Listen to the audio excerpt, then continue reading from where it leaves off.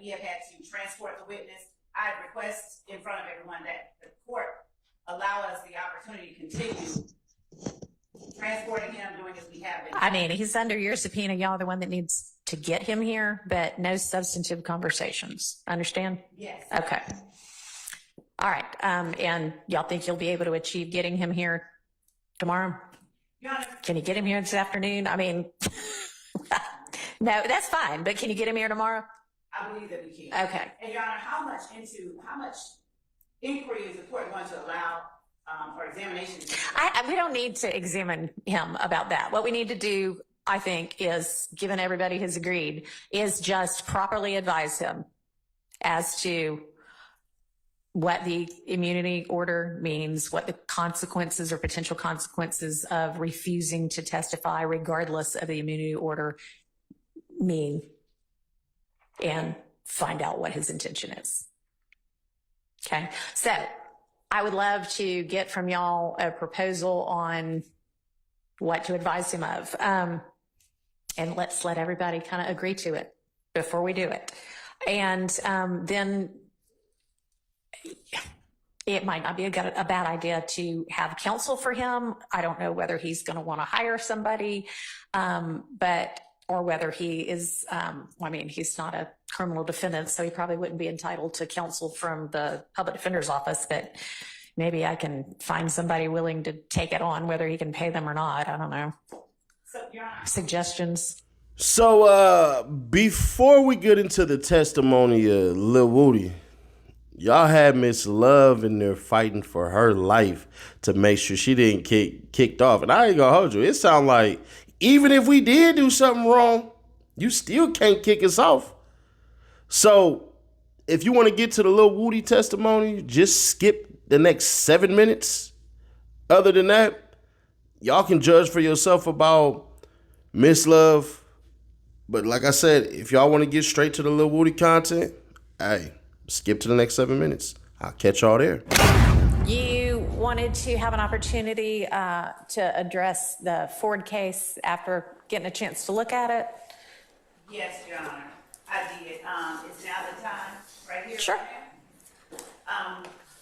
No time like the present.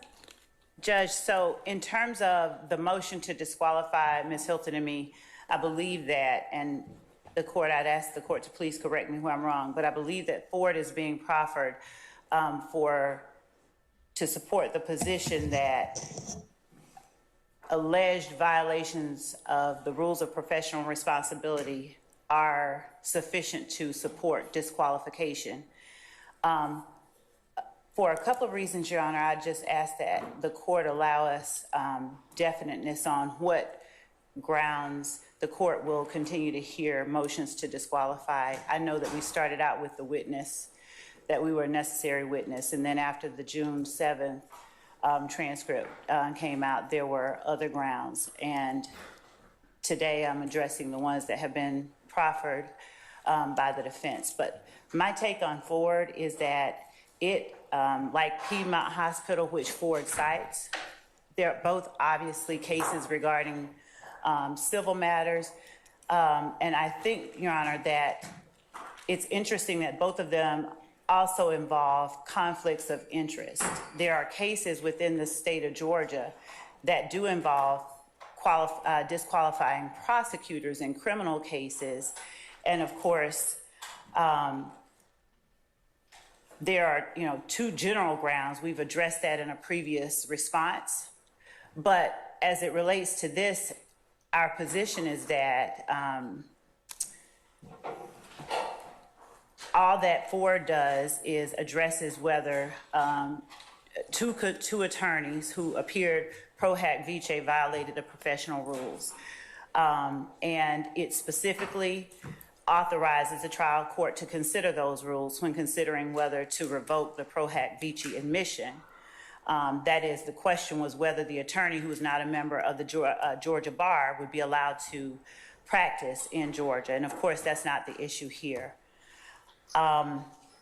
Ford cited Piedmont Hospital versus Reddick, which had held that it was appropriate to consider the professional rules on a question of disqualification And one of the claims at issue in that case was whether an attorney for one party violated the professional rules when it contacted another party's board members and employees. And if true, that was something that the trial court could consider in a motion to disqualify. The Court of Appeals emphasized that the right to counsel is an important interest, which requires that any curtailment of the client's right to counsel of choice be approached with great caution. Disqualification not only curtails a client's right to counsel of choice, but results in expense and delay that are costly both to the client and to the administration of justice. And they go on to say that courts have been reluctant to disqualify an attorney despite misgivings about an attorney's conduct, perhaps because disqualification has an immediate adverse effect on the client by separating her from counsel of her choice. And that's Piedmont at 76 through 77. Finally, the court held that a party did not have standing to base a motion to disqualify an attorney to file a motion to disqualify an attorney based on a conflict of interest violation that did not involve that party. In Piedmont Hospital, the claim which was rejected was one entity's claim that an attorney was disqualified because of a conflict of interest, where that entity was not in an attorney-client relationship with the attorney. Here, Your Honor, the state did not violate the professional rules of ethics. We didn't violate Rule 4.2A regarding communication with an unrepresented person. The court has heard the testimony of Mr. Melnick, and the court can gauge the credibility of the witnesses after Attorney Melnick informed the state that he represented Mr. Copeland. The state had no further conversations with Mr. Copeland about the subject of this case without either Attorney Melnick or Attorney Bumpus present. And in its response to Mr. Melnick's email, the state agreed it wouldn't communicate with Copeland further, but noted that we had arranged for transportation and that an investigator would pick Mr. Copeland up the following morning for his court appearance.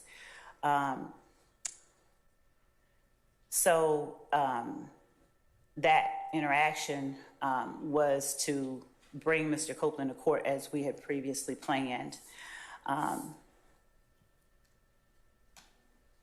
For the reasons that we've stated in our prior filings, the hearings in chamber were proper. And even assuming arguendo that the court concludes otherwise, the state acted in good faith based on its understanding of the law. Indeed, at least 2 judges so far have concluded it was not improper. Disqualification is not an appropriate remedy under any event, especially given all of the circumstances here. We would ask that the court deny the defendant's motion to disqualify, and if there are other grounds, we would ask that the court, if they bring other grounds, we would ask that the court require that they list out all of the grounds that they're seeking so that we can address them at once, with your honor. All right. Well, I think both Mr. Weinstein's and Mr. Shart's motions that are pending right now, Mr. Weinstein's for a mistrial and Mr. Shart's for a fair trial, set forth additional bases and suggest that as one of the potential remedies or grounds for relief. So I think the state has filed a response to Mr. Weinstein's motion on behalf of Mr. Kendrick. I don't know if y'all filed a response to the supplement, and I don't think I've seen a response to Mr. Shart's amended motion for a fair trial. So Was that filed Friday? yeah, that was filed Friday, and I'm not quite sure when the supplement was filed, sometime last week. Okay. So if y'all want to get something to me, can you get me something? When can you get me something? Is Friday too late? You can get me something by Friday. Hi, good morning, Mr. Copeland. I'm Judge Whitaker. I think you've been before me before in unrelated matters. Hi. I'm the judge taking over this case now. So go ahead and have a seat. What I want to ask you right now, I know that you have been given immunity with regard to your testimony.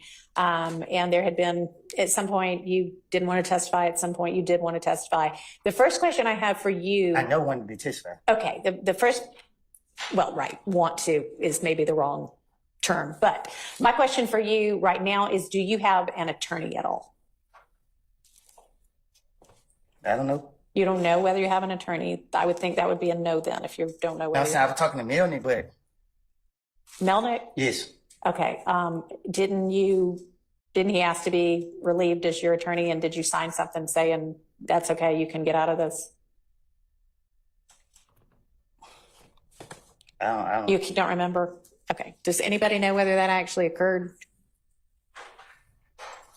I don't believe it occurred. Okay. I believe that Ms. Bumpus, I know she was stand-in. she was stand-in, and I believe something was said on the record to the effect that Ms. Bumpus was relieved.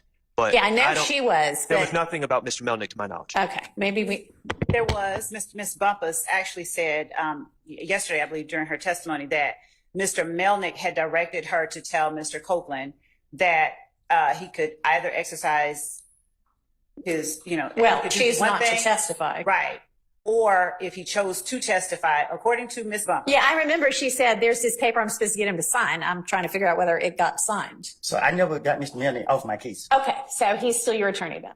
I guess. Okay, all right. Well, then that's the answer we've got for that. All right, so I'm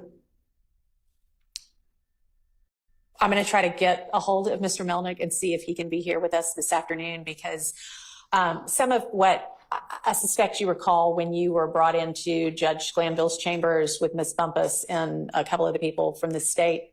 And there was a discussion that Ms. Bumpus and Ms. Hilton and Judge Glanville had with you. You asked some questions. They gave you some information. Some of that information was not actually factually correct.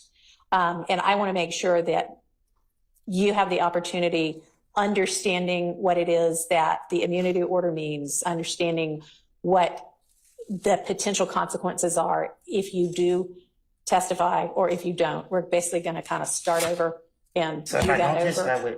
Huh? So if I don't testify, how long you gonna hold me in jail? So, I mean, that's still an issue that you can be held in jail through the end of this trial. But I'd rather have Mr. Melnick here to advise you about the potential drawbacks of and benefits of what, if there are any, This of any trial of right your. To the end of this trial, Yes. not the other people.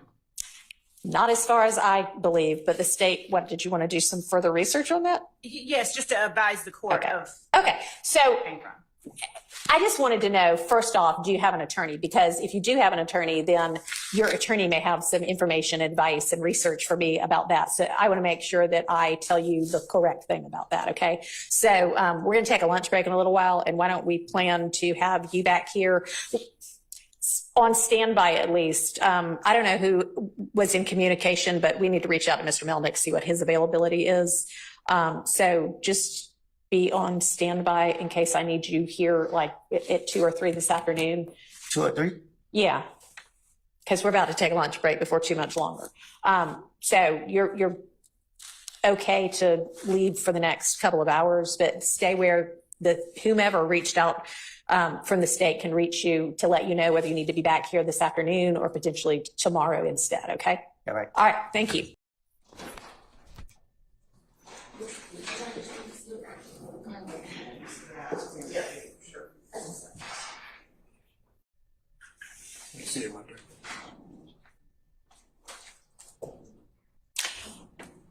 All right. Hello again, Mr. Copeland. Your attorney, Mr. Melnick, is with us by Zoom right now. You can see him on the video screen and he can see you. If there's any time you want to talk to him privately, let me know that. And I know y'all have had an opportunity since you and I spoke this morning from the bench and the stand to talk about the fact that the state is not interested in you pleading the fifth, and in order to avoid you pleading the fifth, they have secured an order that says you now can be essentially compelled to testify because we are acknowledging that anything that you say, we cannot prosecute you for a crime other than perjury or false statements based on something that you might say that would otherwise incriminate you if it weren't for this immunity order.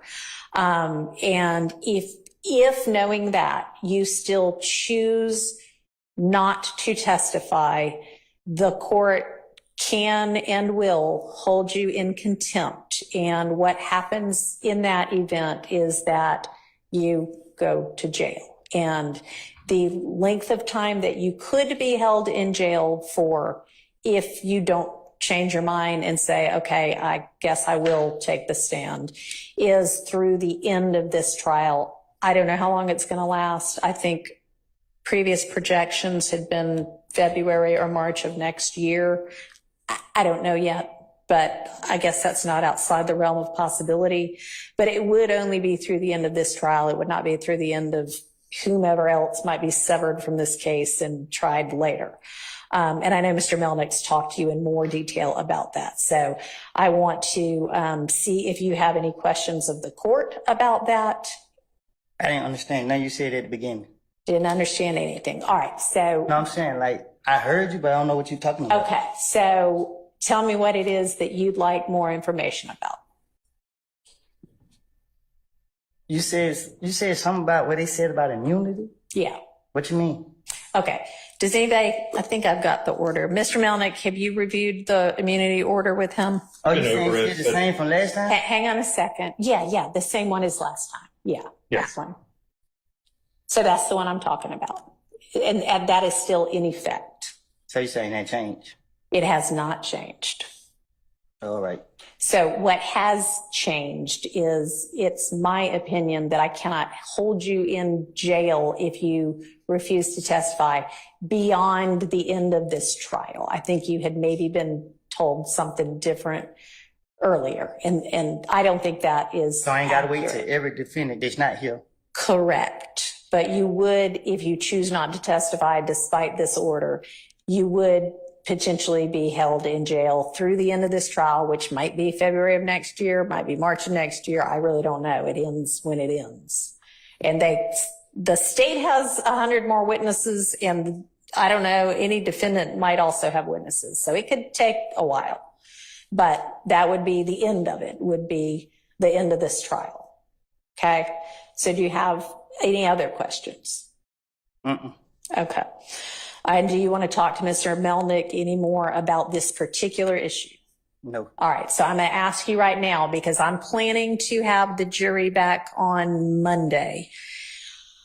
And I am going to tell them, we would essentially start over, because I want you to have a voluntary, to an extent, choice and knowing choice whether to take the stand and be questioned and cross-examined or not, knowing that if you do, other than if you lie, as Mr. Melnick's discussed with you, and it's something the state knows and can prove, they could charge you with perjury or false statements, but they can't, if you incriminate yourself about another kind of crime, they cannot use that to charge you with a crime. And they can't say, Well, can I speak? you can, I yeah, have if you told have the a, state. huh? I have told the state I have lied and lied and lied and lied. I know. And So how are they going to be able to question me? I mean, that'll be their problem. That's their case to make or not make. I mean, that's not for you or me to worry about. So They said they're going to be able to charge me if I lie. Like, when it's up to them to choose when I'm lying. not prior. You've said you've lied and lied and lied in every, I don't know what you've said, but let's even say you've said you lied in every statement you ever gave to the police. If you get on the stand and say that again, or if you say, all right, this one was the truth, that one they cannot charge you with perjury for, because those are things in the past. What they might be able to charge you with is, I don't know. I mean, give me an example of something that you know he didn't do, and well, maybe not. Never mind. Don't do Can I that. give you an example for what they told me? Yeah, yes. And then I'll see whether that's what I think or not. Yes. So she said that The only reason she won't lock me up, I just want to know if it still applies. Okay. She said if I do two things, if I plead the fifth and I say that I killed Donovan Thomas. Okay. She said if I don't say them two, she will not lock me up. All right. What was the first one? Pleading the fifth. Say it again. Taking the fifth, Judge. Taking the fifth. Okay, right. And you can no longer, so taking the fifth means I might say something that gets me in criminal trouble. I might give you evidence against me that you could then use against me. That's what it means to take the fifth, is say, I am not going to give you evidence to use against me to charge me. When they give you that immunity order, immune just basically means we can't do this anymore. It's like if you get an immunization, oh, I'm not going to get the measles now, right? Because I'm immune from it. Because it's like getting you a shot that says, I can admit to a crime on the stand, they can't charge me with it. They have said you no longer have a privilege against self-incrimination because we have committed to not being able to prosecute you, not being able to bring criminal charges against you because of what you say. We cannot take that evidence and use it against you. We can't take that evidence. If you say, well, I committed some crime. Here's what I committed it with. I buried it in the yard. They can't go dig it up in the yard and then say, well, we've got this. They can't use any of that. So that's why taking the fifth at this point would get you in trouble. Being held in contempt is what we So what if they don't formally call it. have they facts together? Like they saying something that they don't know what they're talking about, and then they ask me about it. They can ask you about anything they want to. If in your answer you admit to a crime, they cannot charge you with that crime. Now, if you admit to a crime and they have evidence that is pretty certain that you did not commit that crime. For instance, somebody gets robbed yesterday and they have proof that you were in Europe yesterday. There's no way you could have committed that crime, but you say, yeah, I committed that crime yesterday. That was here in Atlanta when they know you were in Europe and they got video of you in Europe and you sent a postcard that said, I'm having fun in Europe. That would be proof that you're lying. And so that they could charge you with perjury for, okay?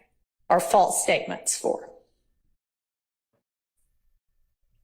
Okay. Okay?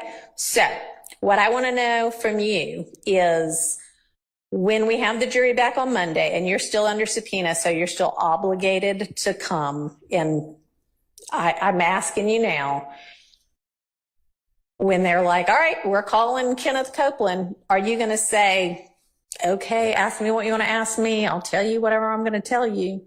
Or are you going to say, nope, I don't care if you throw me in jail. I'm not saying a word. I am not getting on the stand. It depends on how I wake up. Okay. All right. Well, then we will just revisit it on Monday morning. So plan to be here at 8:45 on Monday morning. You're free to go for now.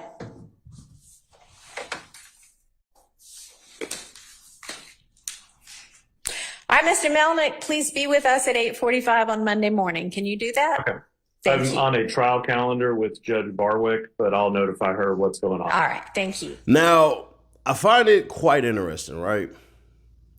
That the judge essentially was like, nah, we ain't finna hold you for that long and all that crap and everything.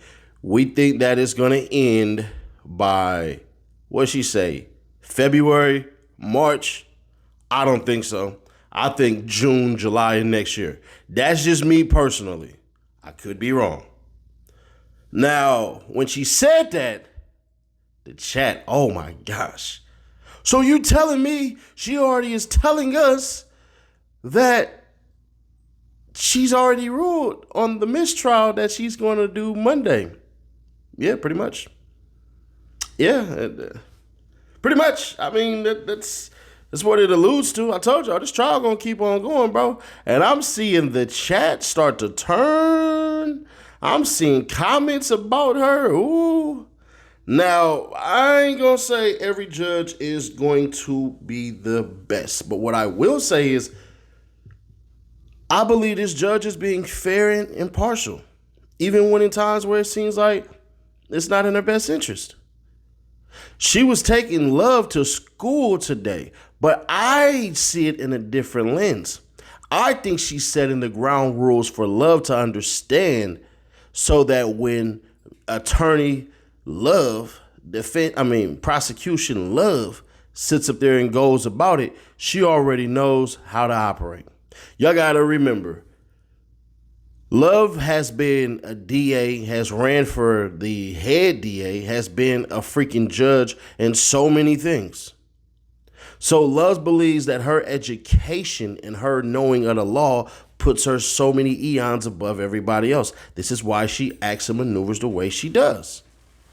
If you don't believe me, which you don't have to, I would just tell y'all this simplistic thing.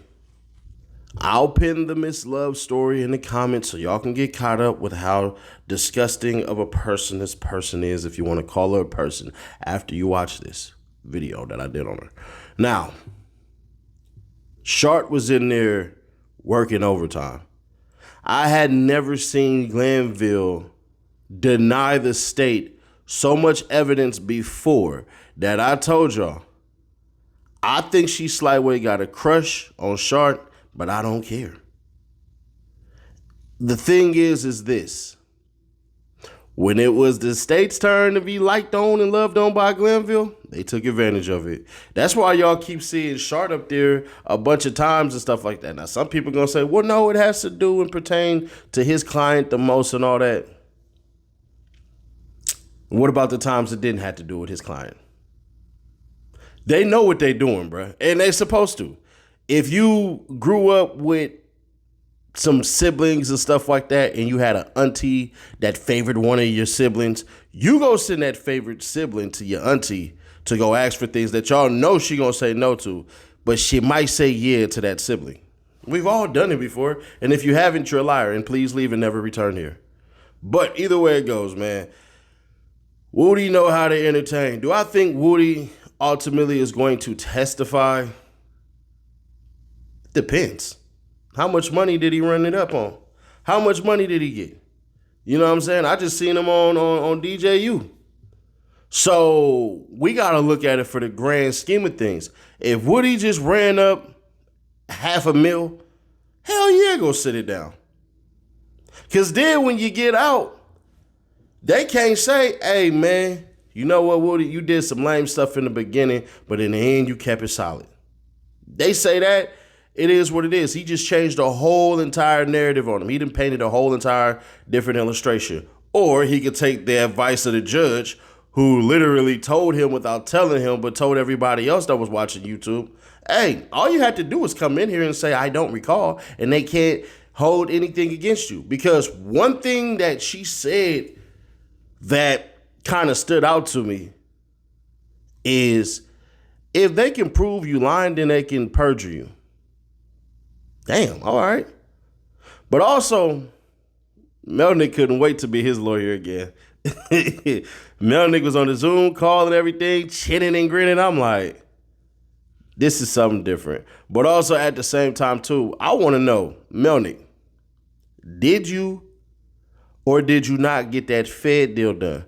Now, some of y'all be like, well, nah, man, he didn't get the Fed deal done because it was talking about murder with Donovan Thomas. Not necessarily, not just that. So we got to make sure we look at that because at the end of the day, everybody, as far as the DA's office is concerned, knows that Woody did not kill Donovan Thomas. They know that. They can prove that. So for him to do that wouldn't make any sense unless he had the whole entire Fed case basically said that we can't come up and do dual sovereignty, which means that we'll take over the case and we'll come get you. So that doesn't exist. Now, if it did, all right, cool. But what would I do if I'm Woody? He got 2 girls. He go to church every Sunday. He living his best life right now. After this testimony of him, which is probably going to take like 2 weeks, that might be his 15 minutes of fame. Might be. Or he might be that charismatic that he could just go ahead and keep on living his life and people will want to interview him and all of this stuff until the trial is over. And then he'll have to reinvent himself. Or go to jail, come back out, and then for a year, he gets to run it up again. And now he has a whole nother story to tell and add it on top of that. It's a hell of a decision to make because honestly, it's a financial one. I know y'all want to do the, be loyal to Young Thug and all that stuff and everything like that. Y'all got to remember, in one of those interrogation tapes, he said he was talking to, I forget who, but he said, man, y'all was going to basically X me out and X out Tick. Y'all was going to do that and y'all was going to do that. And this was YSL members. So just bear in mind with that stuff, man. But Woody has a lot to think about. But it was funny as hell. Like I said, he keep it funny. He said, depend on how I'm feeling. I was like, what the hell? Talk about what you mean? How you feeling, bro? That ain't how this go, but I think he gonna play with the judge.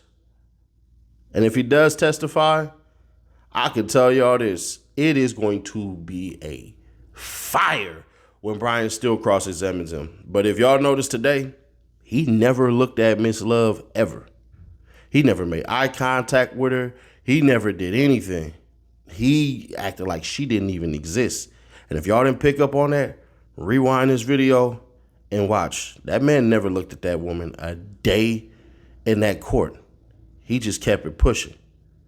And that's going to be something that they're going to have to pick up on.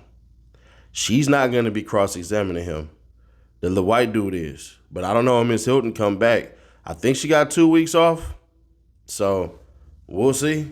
But sure to keep your people aware. Subscribe, turn on the bell, stay notified. We are 17K away from the $1,000 giveaway. So subscribe today. But if you don't, hey, I get to keep that grand in my pocket, man. And we do give away money. We've given away thousands on this platform. I'm not taking a shot at anybody else. I just like what we do here. People like what we do here. So participate. It's free.